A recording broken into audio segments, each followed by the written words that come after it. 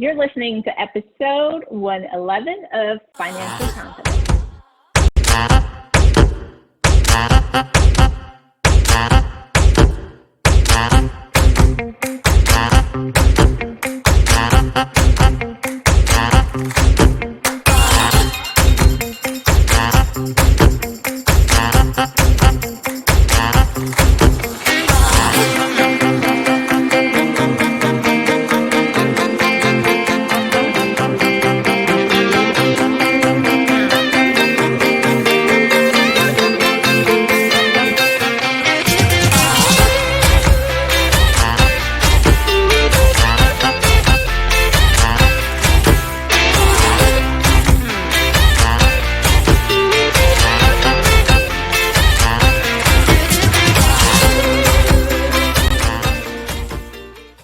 You're listening to episode 111 of Financial Confidence.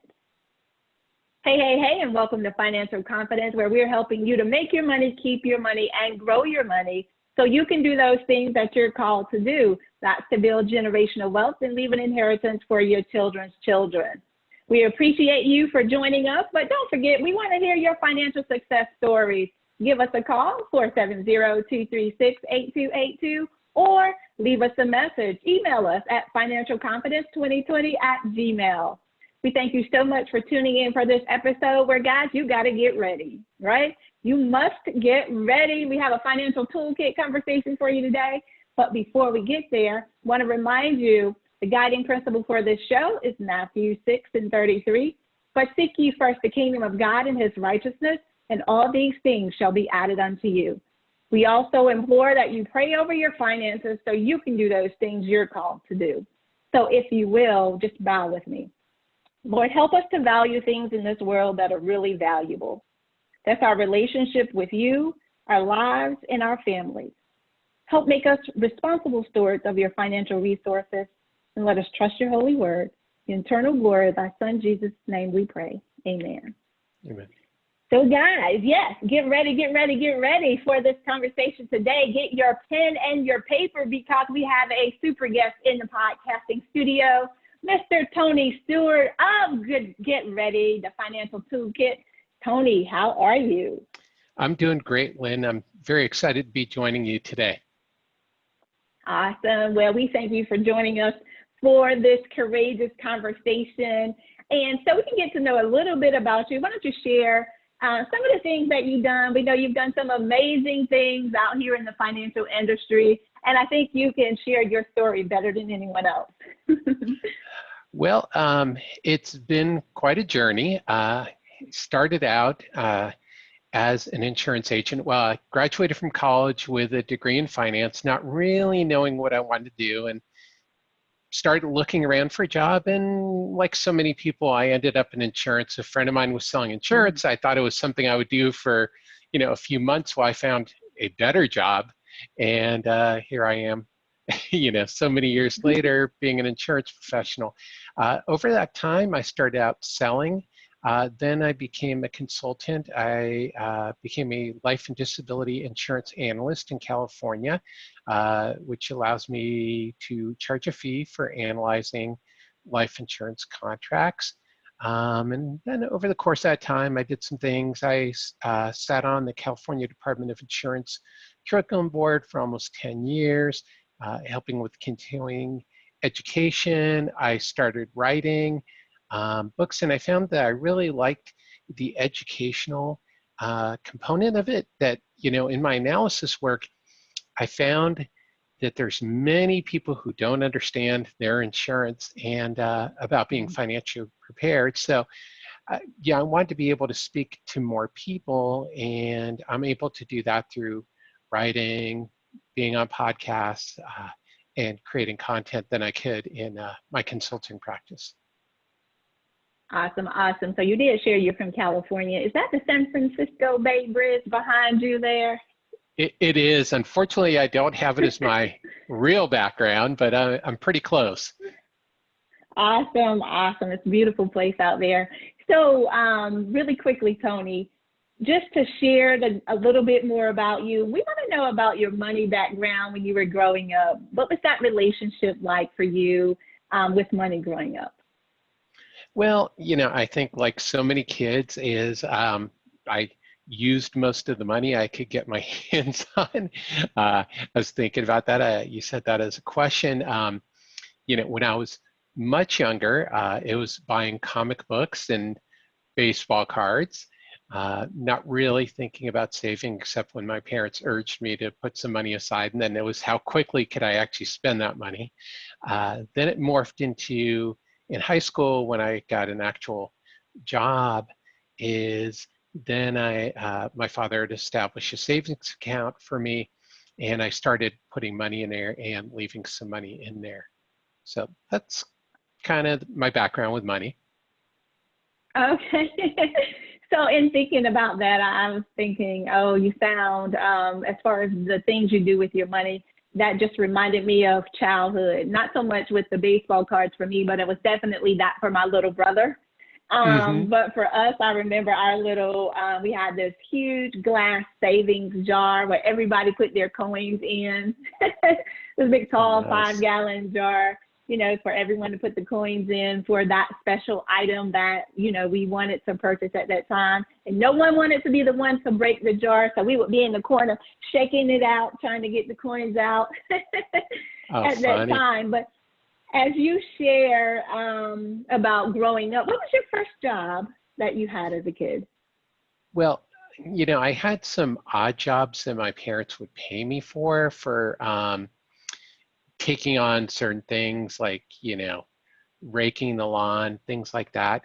My first real job was working at Taco Bell, like most teenagers, you start off working in the fast food industry, which is really thrilling, but you do get paid. Not a whole lot, of course, and some of that money went to buying record albums, which is dating myself, and and then putting a little bit of money aside for college. So Awesome, awesome. So yeah, you did share that is very common. I know for us, it was McDonald's in our area, right? That was the oh first yeah. job for most of the teens in the area. So you also said you saved for college as well. Were you just sidetrack a little bit? Did you save enough to get through college without student loans? Well, I did have help from my parents. They Yeah. committed to paying tuition and housing, and I had to pay for everything else, books, food, utilities, what have you. If I wanted to actually do anything and to live, I had to pay for that. So I was very lucky. They paid for the essentials, and back then, college was really inexpensive. I think tuition for the semester was $300. So it's nothing, you know, comparable for young people today, what they have to pay for college. Yeah, yeah. Okay. Well, we thank you for sharing that story because we're always thinking about all the different aspects of our money. So let's shift gears just a little. And you have written this book called Get Ready, the Financial Toolkit. Can you share a little bit more about Get Ready with us? Yeah, so Get Ready is the goal is twofold with it. It's one, it's to help people organize their finances. It's also to help them walk through understanding the components of their financial documents is what I found over the course of my career. And mostly I consulted for financial planners. I did some consulting for attorneys. So I got to see across the spectrum that one of the basics is people don't have their financial documents organized, and Mm, that they're told to organize their financial documents, but nobody walks them through. They say, okay, well, gather your checking statements, your retirement statements, and people go, okay, well, what's a retirement account statement? What do you mm, actually mean by that? You and I know what that means, but for the average person, they don't know that that means their 401k statement, their brokerage statement, what have you, their IRA statement. So the goal was to not only help people go step by step, like, okay, get your checking account statement and put it mm. here, get your savings account statement and put it here. It was also to tell them what it was because people don't like, uh, saying that they don't know what something is, and Mm. admitting to their financial planner or their CPA that they don't know where their checking account statements are or anything. So yeah, I want to try to solve that part so people could get prepared so that when they did meet with a financial advisor or accountant, that they could be prepared. And if they were choosing not to meet with somebody, that they could also, do the basics by themselves. Awesome, awesome. So that sounds like an estate planning conversation, that you're building towards in ensuring that those documents are in place. So as we talk through Get Ready, and when you wrote this book, what did you find were the top 3 misconceptions that people have that Get Ready helps to dispel? Well, one, I think it helps to dispel the fact that finances can't be approachable.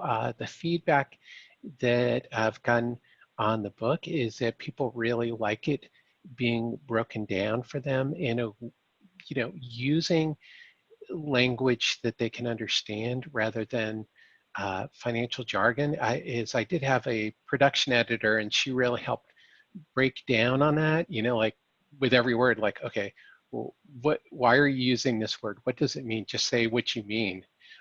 So Mm. I found that that's one of the misconceptions is that people have, is that they can't understand their finances.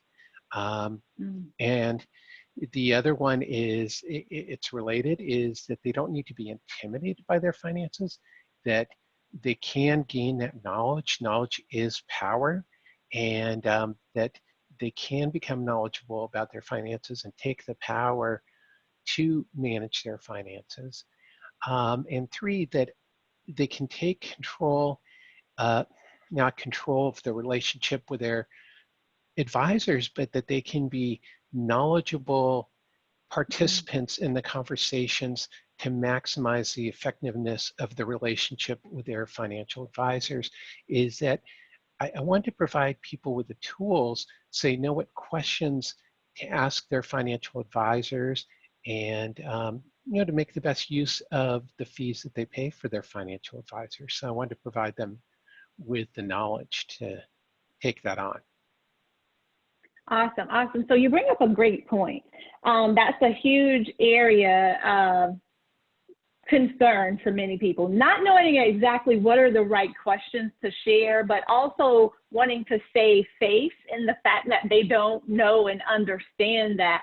So because you brought that up, then what would be some of those questions that you would recommend if someone is going to seek out a CPA or an accountant or a life insurance specialist for that matter, right? What would be some of the top questions that they should ask to ensure, one, that they have the person has their best interest at heart, and 2, that they are abiding by the rules and regulations that, we need to abide by?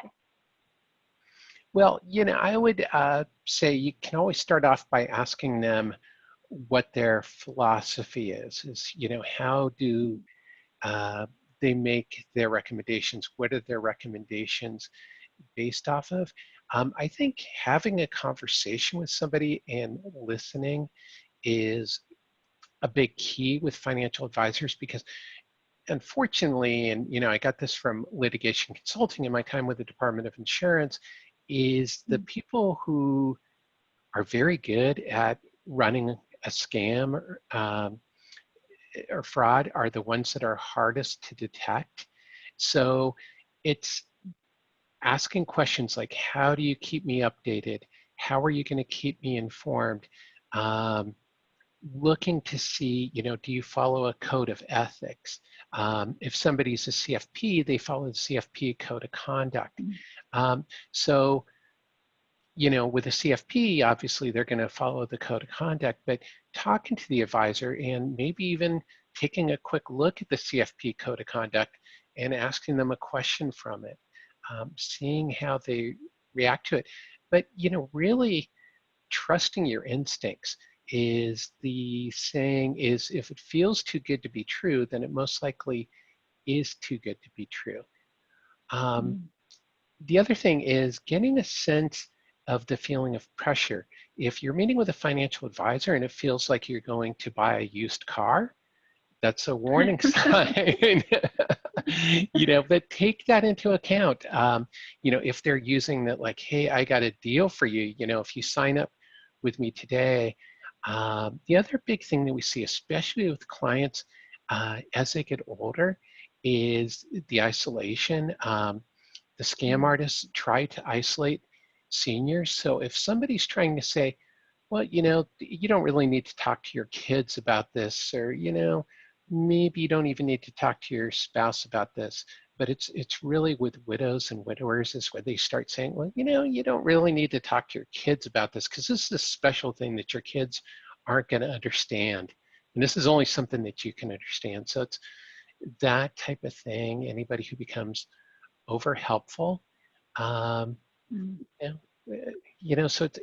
but it's really trusting your instincts and using common sense. Is most things are actually much more simple than we tend to make them.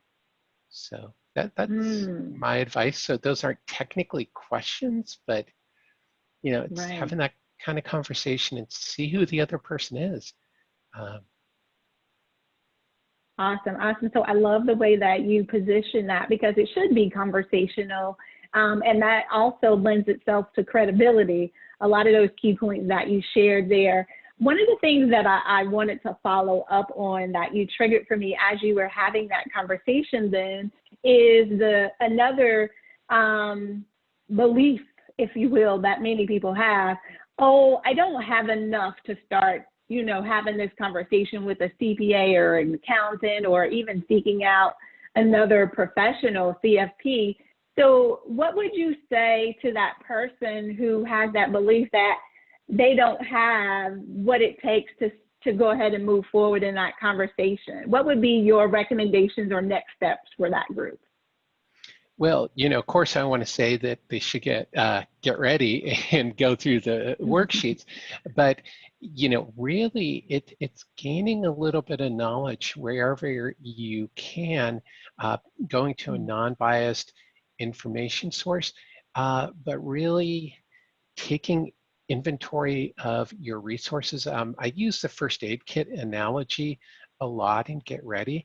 It's, when you assemble a first aid kit, you have to make sure you have the right components, and you have to have the right components for the type of emergency that you're going to come up with. I used to teach wilderness first response, and that was one of the things. If we were doing a certain trip where there was going to be a lot of walking, you needed a lot of moleskin because people were going to have blisters.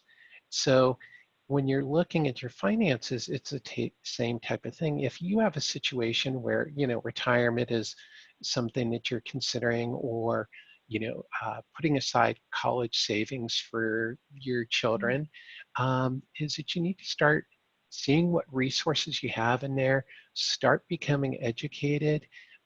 You'll find out if you have the assets to meet with a financial planner. There's financial planners, some who have, minimum net worths of $2 million before they'll talk to you. There's others that will charge $125 an hour to talk to you. So there's a financial planner or insurance agent or somebody out there for you.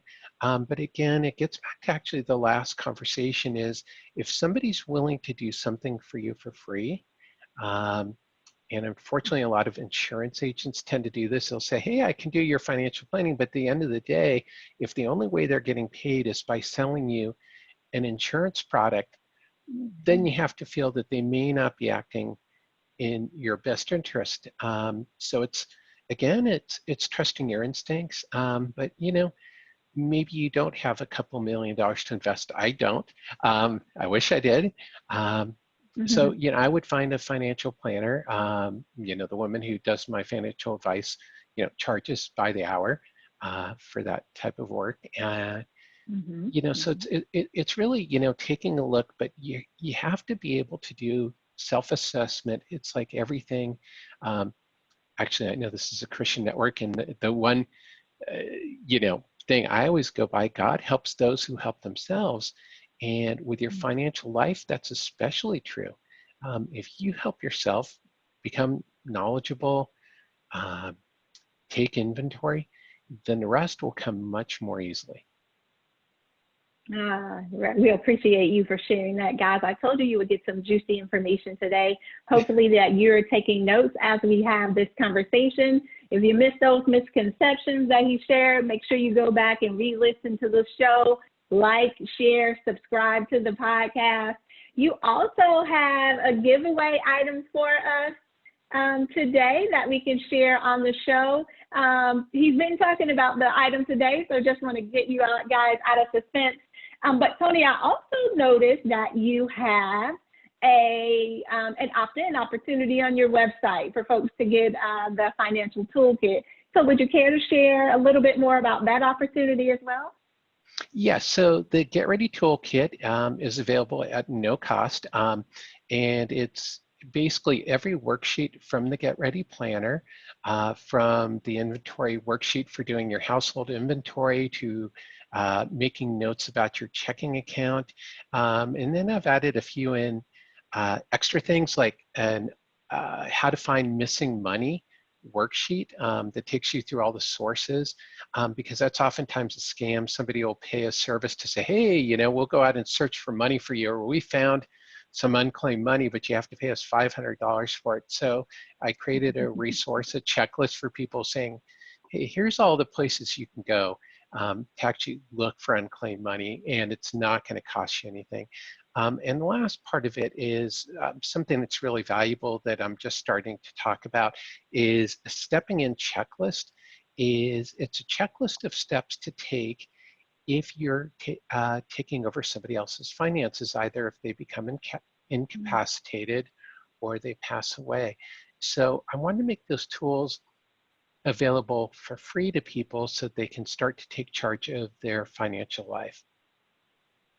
Awesome. I love that, guys. Make sure you go and check it out on his website, tonysteuer.com, because that is invaluable information. I know oftentimes there are a lot of us, we're thrust into situations that we didn't choose, and we end up having to take care of a family member or a friend or someone's financial, their health, their finances, everything, right?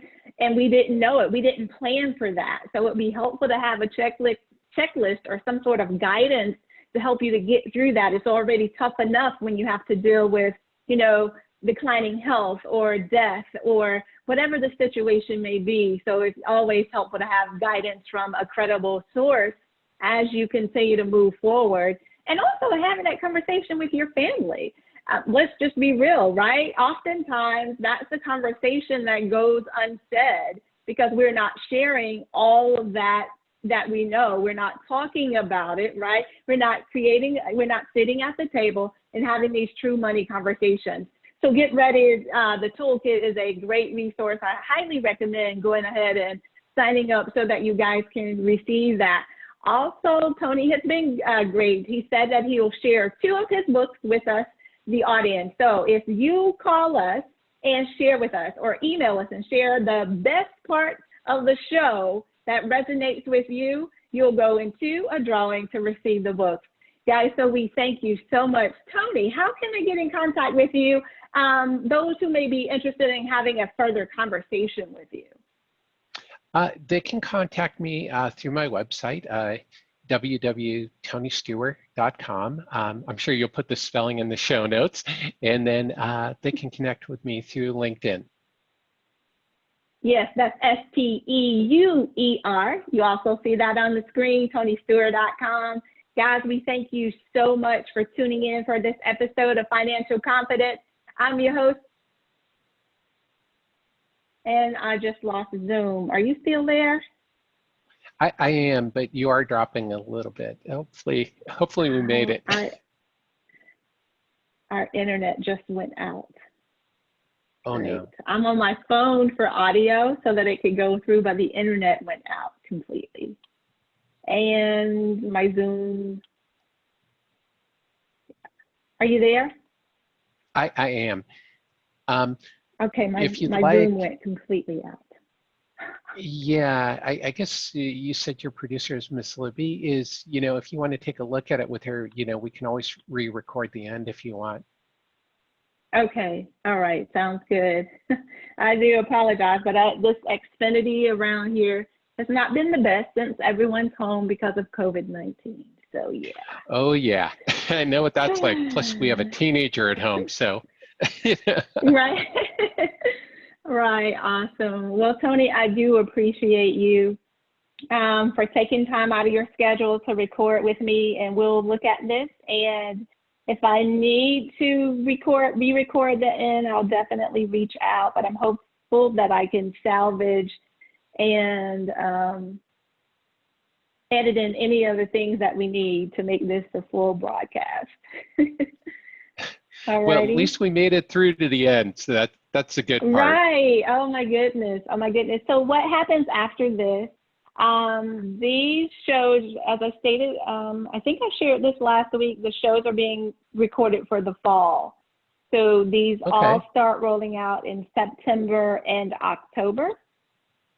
Okay, fantastic. So what we do is the week before that, we send you information letting you know that your show will release at this time, where to find that, and we also send a little promo reel as well that you can share, or some people prefer to do their own and start sharing those out, but we do send that over to you so that you have the same thing to share that we share as well as we're marketing and sharing about the broadcast. Fantastic. Well, I really appreciate the opportunity, Lynn. Oh, well, thank you so much for sharing. And I love that. I'm always saying, get ready when I talk. So yeah, that was perfect. That book title is perfect. Well, and I look forward to keeping in touch because I love that financial confidence, because I mean, that's kind of what I was talking about as well, is, people aren't confident with their money. So, and you put it right out there in the title. So that's great. Awesome. Yes. Well, thank you so much. And I'm also going to go back and listen to, I think you were on Cheryl's podcast too, the F Word. Yeah.